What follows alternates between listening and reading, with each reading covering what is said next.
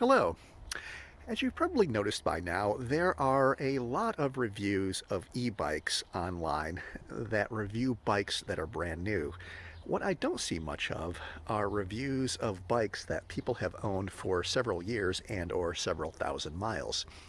And that's why I'm making this video, in an effort to help fill that void. The long-term review I'm going to do today is of the Rad Power Bike RadCity. I bought this bike in March of 2018, and I am recording this video in March of 2021, so I've had it almost exactly 3 years.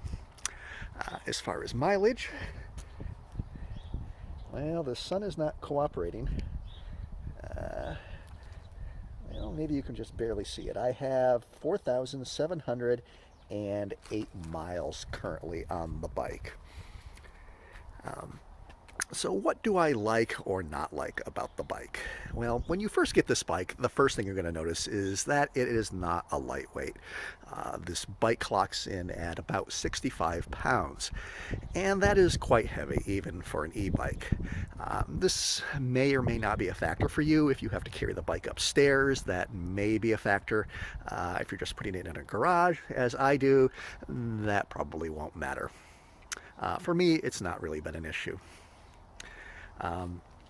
Walking around the bike, the seat or the saddle, I give Rad's a thumbs up on this one. I actually really like this seat. I find it very comfortable. I can ride it for several hours at a time when I have battery power, and I may get a little sore, but not overly so.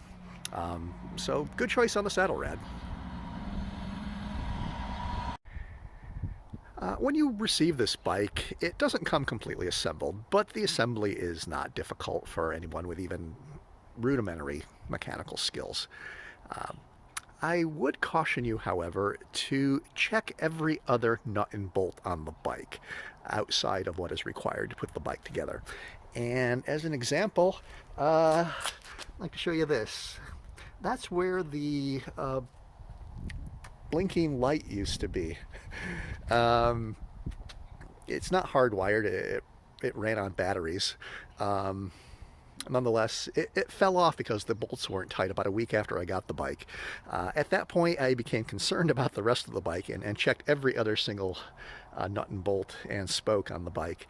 And sure enough, several were loose, including some spokes. So don't rely on the factory or Rad to check those for you. Take safety into your own hands and make sure the bike is rideable and safe before you go out. Continuing to walk along the bike, the brakes. The brakes are adequate. They are manual disc brakes, and they basically do the job. Having said that, one of the first upgrades I made on the bike was to replace the brake cables. I replaced the stock brake cables with Jaguar cables, and that made a marked improvement. And if anybody does buy this bike, I would highly recommend that upgrade.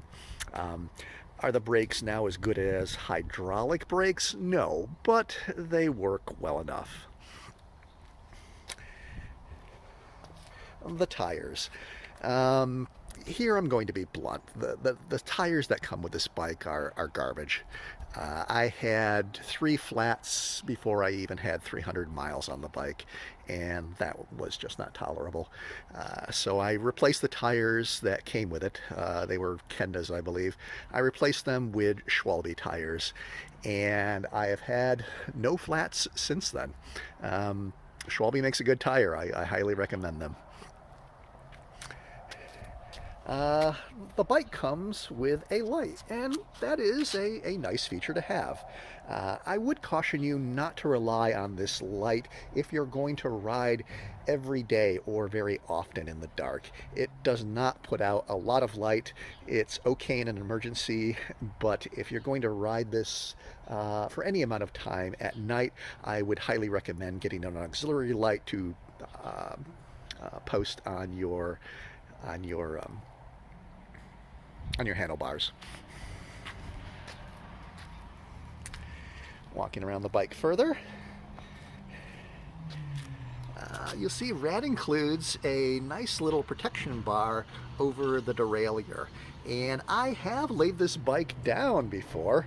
I laid it down on this side during an icy morning when I went a little too fast around a curve. And sure enough, I laid the bike down. And I was very glad I had that protection bar when I did that, because the derailleur didn't suffer any damage. So I'll give Rad points up on that one. The motor. This bike comes with a 750 watt Bafang hub drive motor, and it's a direct drive motor, not a geared motor. Rad does sell some bikes that have geared motors, but they don't put those in this particular model, and I'm baffled as to why. Rad markets this bike as an urban commuter, and if you've ever bicycled in a city for very long, one of the things you're going to notice very quickly is that there is a sizable portion of the population that does not seem to care whether you live or die or are injured. And at times it seems like they're trying to run you over. Having a bike with a high torque motor is a benefit in those situations. Because this is a direct drive motor versus a geared motor, it has lower torque than a geared motor. I wish they had put a geared motor in this bike instead of the direct drive. The direct drive does have the advantage of regenerative braking. Again, however, if you're riding this in an urban environment, you're not going to be putting much energy back into the battery. You'd have to be riding some monster hills to really see any effect from that regenerative braking. So yes, this bike does have regenerative braking, but it's really just a gimmick. It really doesn't give you much energy back during normal riding situations. So I think Rad dropped the ball on that one. Going back to the brakes, here's another area where I think Rad could use some improvement in the design of this bike. In order to adjust the rear brake caliper, you have to take the rear wheel off. That means loosening nuts on both sides of the wheel and disconnecting the motor from the battery. So it's not a long or difficult process, but it does take time, and it is a bit of a pain. Especially if you have a flat and you are out in the middle of nowhere trying to change a tube. You better have all the necessary tools with you. Most people don't ride with those tools, and I didn't at the beginning. I do now. But that design is not the best. In order to adjust the brake, there's a nut, and it's located in back of that brake caliper. That is an extremely poor design. Unlike the front brake caliper, which you can access while the tire is still on the bike. I don't know why Rad designed it that way. Their engineer must have been drunk or high, because it makes zero sense to me. In order to adjust the brake pads, you have to take the wheel off, adjust the pads to where you think they belong, put the wheel back on, test it out. The odds are you're not going to have it correct, so you have to keep doing the process over and over again until you get the brake pads done correctly. Definitely an area for improvement. Moving on. You'll notice kind of the elephant in the room here. That is not the stock battery. When I first got the bike, a full charge would take me about 22 miles. I almost always ride on power level 2, which is fairly low. It doesn't take a lot of juice in theory. And I don't use the throttle very much. I'll use it occasionally at an intersection to get out of the way of a car, but I try not to use it very much. I know now that mileage, 20 to low 20s, is not very good. Other people who have this bike report mileage that is far greater.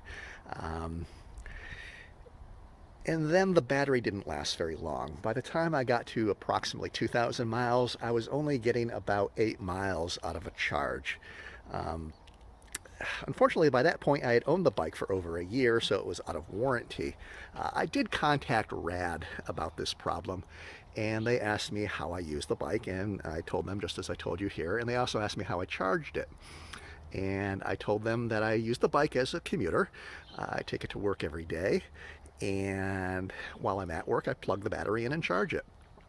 Rad's response to that was, that is how I ruined the battery. That leaving it on the charger while I worked all day long somehow ruined the battery. Um, they didn't have an explanation for why I got such low mileage at the beginning when I first had the bike, but that was their story, and they stuck to it and basically told me to go suck lemons. Um, the batteries on these bikes are proprietary. You just can't go out and buy another battery and stick it in. The cradle's going to be different, the wiring's going to be different. At that point, I'll admit I was a little miffed. I was not going to buy a brand new battery from Rad, not knowing whether it would be a decent battery or not. So I bought a battery from Luna, and I rewired the bike, and it's not the prettiest rewiring job in the world, but it works. And with this battery, I now get low 40s out of the bike. So I've doubled, sometimes more than doubled the range from the battery that came with it from Rad. So yeah, thumbs up to Luna. They make really good batteries, and I highly recommend them.